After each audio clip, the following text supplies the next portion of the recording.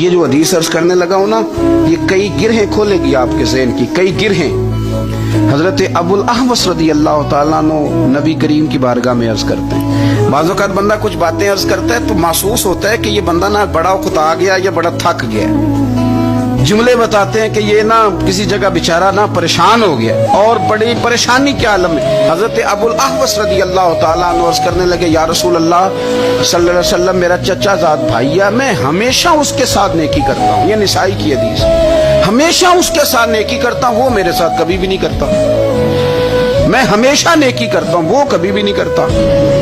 حضور اب میں نے بھی قسم اٹھا لی، میں نے بھی نہیں نیکی کرنی اس کے ساتھ، کیونکہ میں ہمیشہ کرتا ہوں، وہ کبھی کرتا ہی نہیں، اس نے کبھی جواب ہی نہیں دیا میری نیکی کا۔ ہوتے ہیں نا کچھ لوگ، کام پڑے تو وہ آ جاتے ہیں اور ہمیں کام پڑے تو وہ چھپ جاتے ہیں۔ تو کہا کہ میں نے ہمیشہ نیکی کی، اس نے کبھی نہیں کی، حضور اب میں نے بھی قسم ہی کھا لی ہے کہ میں نے بھی نہیں کرنی۔ تو ان کے جملوں سے یوں محسوس ہو رہا تھا کہ تھک گئے پیار کر کر کے، اس شخص نے رویہ اس طرح کا رکھا کہ اکتا گئے، قسم کھا لیا حضور قسم۔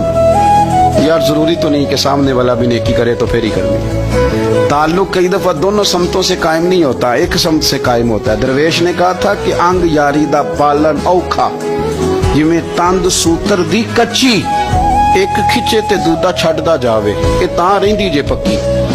ایک کھچے تے دوجا چھڈدا جاوے، تاں دونوں کھینچیں گے تو پھر وہ دھاگا ٹوٹ جائے گا۔ انگ یاری دا پالن اوکھا، او جویں تند سوتر دی کچی، ایک کھچے تے دوجا چھڈدا جاوے، اے تاں رہندی جے پکی۔ اگر آپ نے نبھانا ہے نا تو پھر ضروری نہیں کہ سامنے والا بھی وفا ہی کرے، ایک طرف سے بھی وفا ہو جائے تو کام چل جاتا ہے، نبھ جاتی ہے۔ اللہ اکبر۔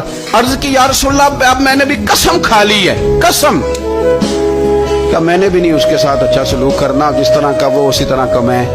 حضور مسکرائے، فرمائے نہیں تو اس طرح نہ کر، تو وہی فیصلہ کر جو زیادہ اچھا ہے، تو اچھا سلوک ہی کر۔ اور حضور فرمانے لگے اس طرح کر، قسم کا کفارہ دے دے، تو قسم کا کفارہ دے دے، لیکن سلوک اس کے ساتھ اچھے والا کر، تو نے سلوک برا نہیں کرنا، تو اچھا کر۔